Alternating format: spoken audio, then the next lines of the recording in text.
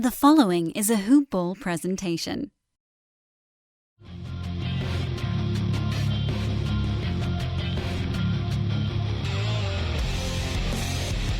Welcome to the Fantasy NBA Today podcast. Well, the great Adrian and Coach covered the draft on Friday's show. We knocked out most of the trades as they occurred. Probably didn't talk a ton about the Mike Conley situation, but those were covered as well.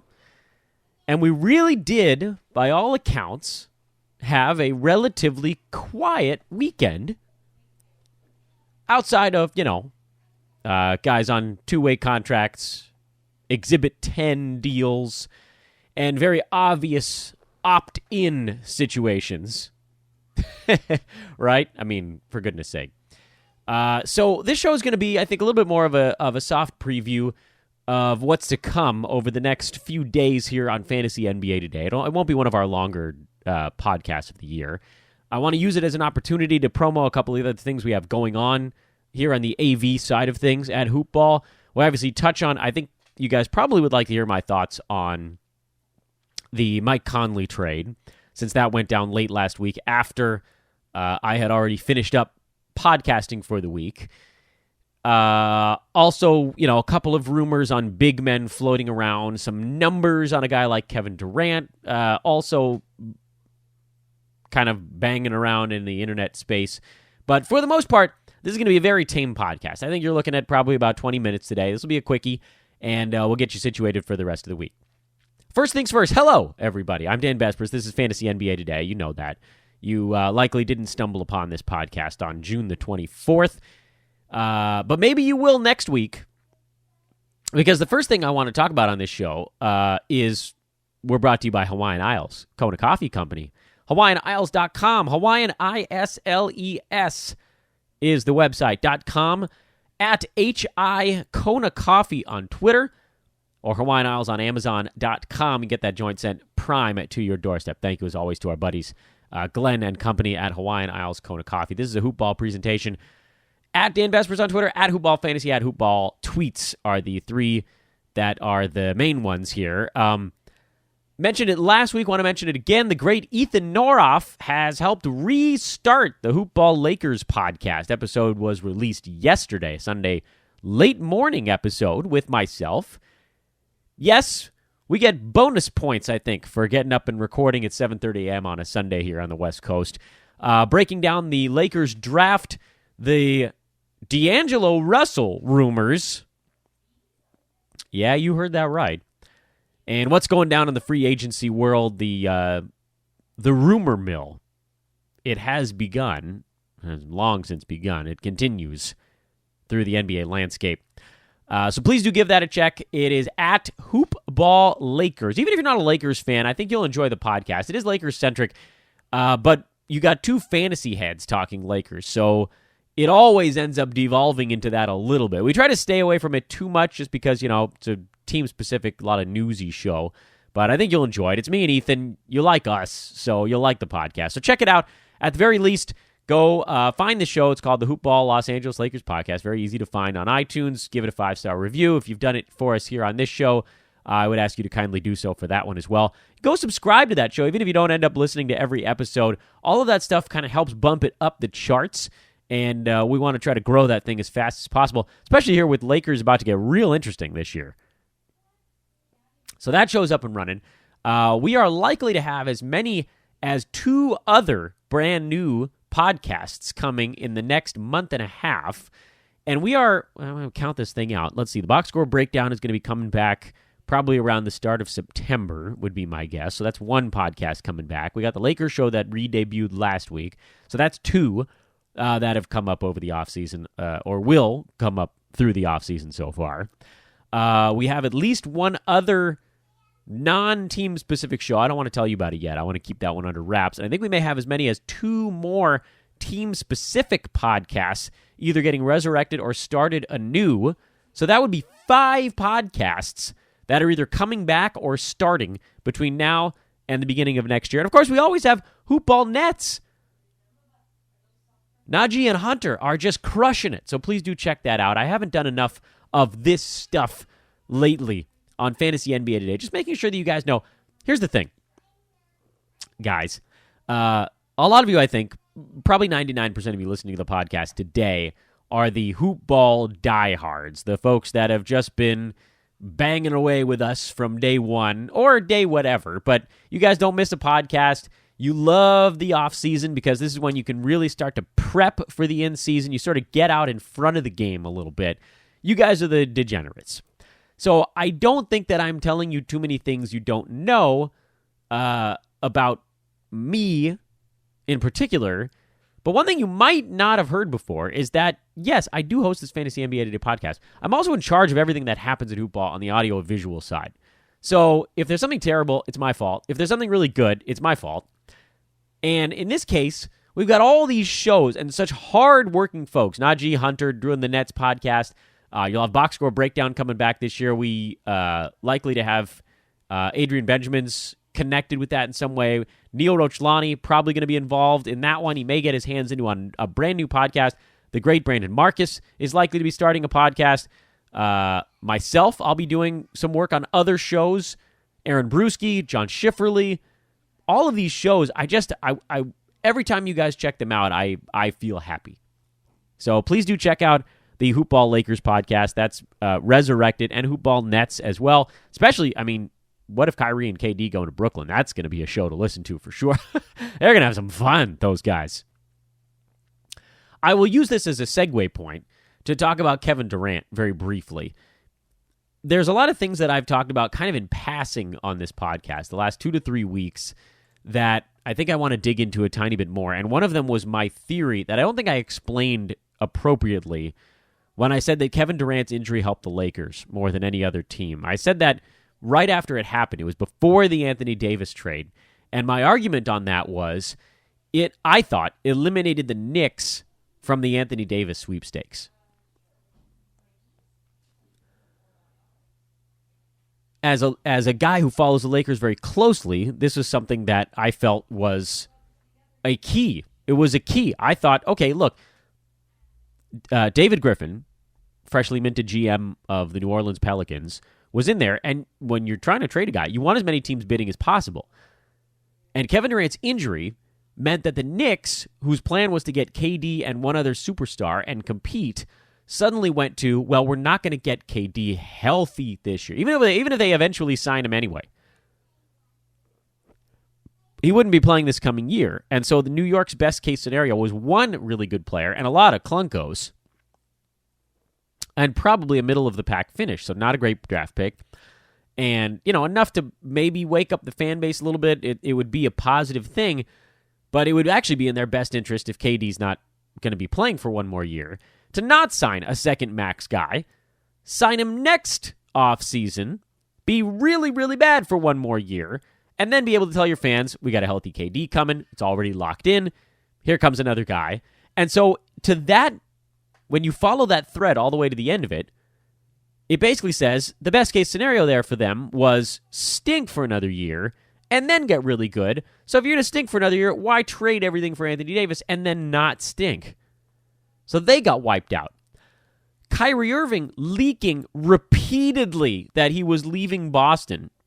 And I don't know if this was done explicitly to help the Lakers, but I honestly don't have another great reason as to how it is with all these other free agents. Kawhi Leonard, we don't know. Clippers, Raptors are both in the mix. Lakers will get a meeting. Knicks will get a meeting. Probably not going to sign him, but they're in the mix. Tobias Harris. We've heard about 6 different teams linked to Tobias Harris. Chris Middleton. We haven't really heard anything at all about Chris Middleton. He opted out, and people were like, oh, he opted out. He's probably just going to stick with the Bucks. Okay.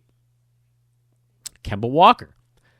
Charlotte, he's been linked to going back. The Lakers, he's been linked to. You've basically heard multiple teams for almost all of these guys, but a boatload of question marks about all of them, except for Kyrie, where it was just over and over again. He's going to Brooklyn. He's going to Brooklyn. The Nets are the team. Repeatedly. Why was it so clear with Kyrie Irving and so nebulous and murky for everybody else? Who has anything to gain with Kyrie Irving coming out so broadly and saying he's leaving the Celtics. That was one thing. And listen, as a Laker fan, I was all cool with it. But as an NBA fan, I'm looking at that, all of that stuff as it's happening, and I'm thinking, why? What's the impact of this? Well, impact number one to me was someone like a Terry Rozier might consider staying with the Celtics, but I doubt that's why Kyrie Irving announced his intentions. What else might happen? Well, we saw Al Horford opt out of his deal and become a free agent. Maybe Kyrie made it very clear in his plans to give Al Horford the heads up that he'd be playing with a very young team going forward. Maybe he had issues. We don't know. Big Al might have had some issues with the Celtics and with Kyrie saying, I'm out. But he could have easily just texted that to Horford. To me, this felt like a shot across the bow of Danny Ainge and any plans for the Celtics to go all in right now. Because they've had to, they made their Aaron Baines trade, which a little bit also of not a great look. Their effort now to clear cap space with Horford coming off the books and Kyrie coming off the books, they barely have enough for one max because of Gordon Hayward's massive deal, but mostly. So as much as they work, they're not going to be able to bring in multiple superstars. So this whole thing with Kyrie, to me, it seemed like the only team that was winning, if you want to call it winning in quotation marks, the only team that gained leverage with Kyrie Irving announcing his departure, number one was Brooklyn. So those two teams, Nets, who could then go out to other free agents and say, look, Kyrie says he's coming, man. And the Lakers, because it took Boston largely out of the Anthony Davis sweepstakes, or the whoever sweepstakes, the Bradley Beal ones. Because now at this point, they're going to go all in on the younger guys. Fine. Whatever plan you got, but you're not trading away the farm to have Anthony Davis and no one else on your team. Lakers have basically done that, but, LeBron, Kuz are at least there, and still a crap load of salary, or salary cap space, I should say, $24 million. Anyway, all of this stuff, to me, didn't add up to much, other than it seemed like teams were sort of trying to punch Boston in the nose, and it also seemed like there was some weird little help going on for the Los Angeles Lakers, and that's fine. Segue here to Kevin Durant, who we were talking about briefly before we got into this little sidestepping weirdness. Contract numbers. They were put out, for those of you that are unaware. I wasn't fully aware of what the difference was. Golden State can offer him a 5-year max of $221 million. Any other team can offer him a 4-year max at $164 million. What you may notice is you look at that and you're like, oh, $47 million difference. And 1 year. So the actual average annual value is not that far off. It's $44 million with Golden State. It's $41 everywhere else. And to sign him this year, you need $38 million in cap space. What does it mean? Well, it still means that there's still likely a handful of teams that could sign him. I do think that Golden State becomes a much more attractive destination because of that extra $47 million. Because he's not going to be playing this year. An opportunity to stretch his career to the year 35 mark. I mean, I don't know. I don't think he's getting $50 million that year when the other one runs out. So there's a couple things for him to be looking at here. This is not like a 27 or 28-year-old debating 4 or 5 year deal. This is a 30-year-old coming off of a blown Achilles. And he's saying to himself, what if I do lose a step? What if in my year 35 season, 2 months ago, I expected to be balling at 35. But now, what if I got no lift? So when that $164 million contract runs out with any other team and he hits free agency as a 34-year-old, who we have no idea how he's going to look at that point, what's he going to garner? 20? 30? 15? 25? I doubt it's going to be 50. That makes the Golden State offer look very intriguing. I was basically set on him leaving for the Nets or the Knicks. But I don't know, man. That Achilles injury, I think it comes down to whether or not he feels like the Warriors wronged him in any way. If he feels like they wronged him, he's gone. And it doesn't matter that there's an extra guaranteed $50 million at the end of this deal. If he feels like they wronged him, he's going to want to start fresh somewhere else. If he feels like they got his back and, he tried to play through it and blah, blah, blah, Warriors just got, this may tip back towards like 60-40 leaving. I thought it was like 80-20 leaving. I'd dial it back a little bit. Other things that happened over the weekend. Hassan Whiteside opted in for $27 million and apparently did not demand a trade, which was contrary to what we had heard before. The Suns are not intending to buy out Aaron Baines. Yeah, we'll see when they're, 15-40 at the All-Star break. Maybe they'll be better than that. Maybe they'll be 20-35. Tyler Johnson opted in to his $19 million, also with the Phoenix Suns. What do I think about him from what do I think about Aaron Baines from a fantasy perspective? I'm not interested in the slightest bit. Tyler Johnson, also not really all that interested. He goes on these little runs, but he almost needs no competition at all for the point guard minutes in Phoenix, and that's simply not the case anymore. Al Horford apparently is staring down the barrel of a 4-year, $33 million deal. Rumor has it was coming from the Mavs. They've denied that. We'll see, but that's a pretty nice payday for a veteran like Al. The Jazz have interest in Bobby Portis, which I don't care about. It also means that they might not be picking up the Derek Favors option. Paul George will likely miss the preseason, but hopes to be ready for the start of the season. This is something to keep an eye on. And Kawhi Leonard back with Toronto is back on the table again, which always made the most sense to me. You guys have heard me say it on this podcast repeatedly, that they've got everybody back. So just run it back one more time, Toronto.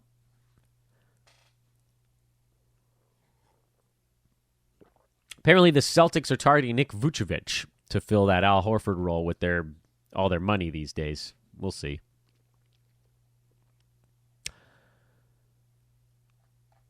The other stuff I wanted to talk about, I know it's way past due on this, but the Mike Conley trade, I think, really puts a dent into his fantasy value, and I haven't worked out precisely how much.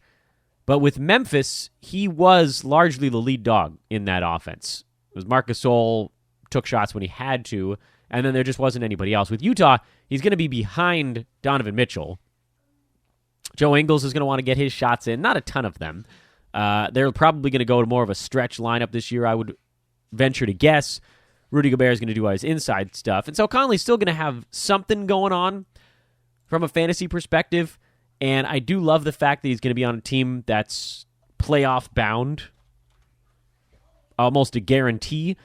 But we're talking about the number 26 guy in 9-cat last year. 21 points, 6.5 assists, 1.3 steals, 2.2 3-pointers, 85% at the foul line, under 2 turnovers a game. There's almost no way he averages over 20 points with Utah. I don't see that happening. I think you're looking at more of an 18. The assists likely come down from 6.5 to probably 5.5. The steals, blocks, turnovers, rebounds, those could probably all hang about where they are. 3-pointers probably come down from 2.2 to like 2 on the nose, unless he takes more shots from outside. But here's the thing. I don't see him taking 16 shots a game. If you dial that back to like 14.2, 14.3, everything's going to come back with it. Because a lot of his numbers, it was not all about efficiency with Conley. The free throw number probably going to come down. Not the percentage necessarily, but the volume. Minutes might come down. Utah tries to keep everybody fresh. Number 26, to me, that's not happening. You're probably looking at more of like a number 40. Still going to be good, though. He might get underdrafted as people believe he gets totally overshadowed by Donovan Mitchell. His leadership is going to be a big key for that Utah team. And then in terms of other stuff moving around, I'm not worrying about it, at least yet. I think Kyle Korver ends up with the Lakers. He has to, right? Basically.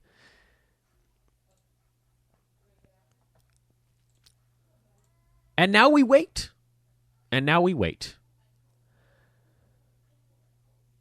I do want to make an announcement here.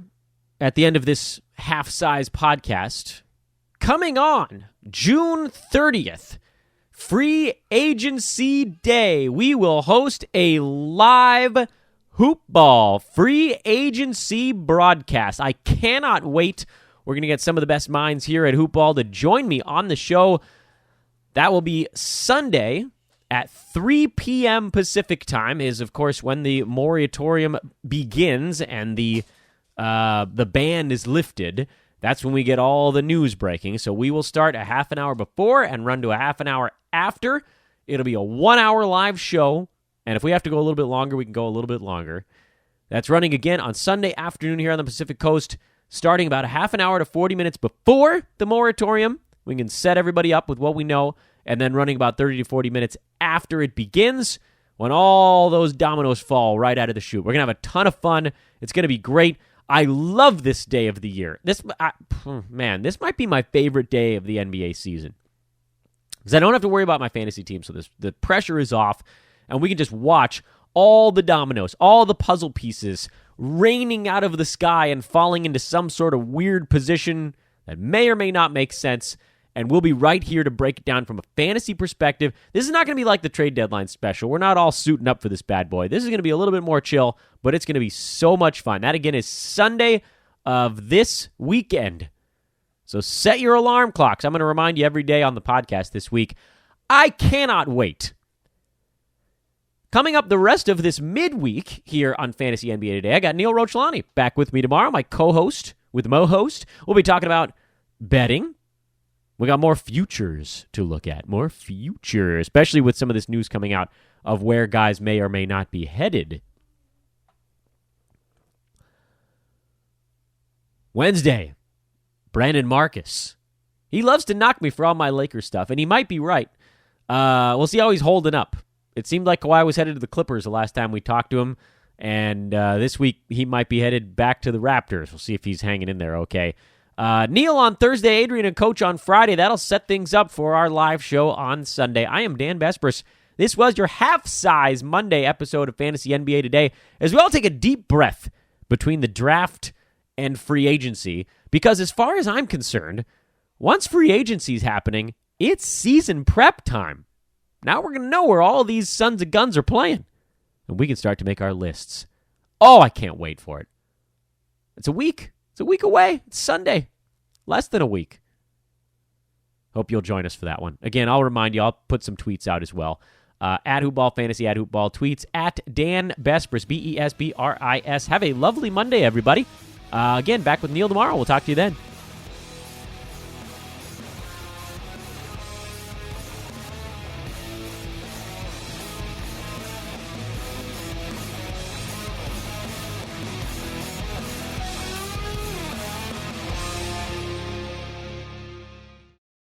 This has been a Hoop Ball presentation.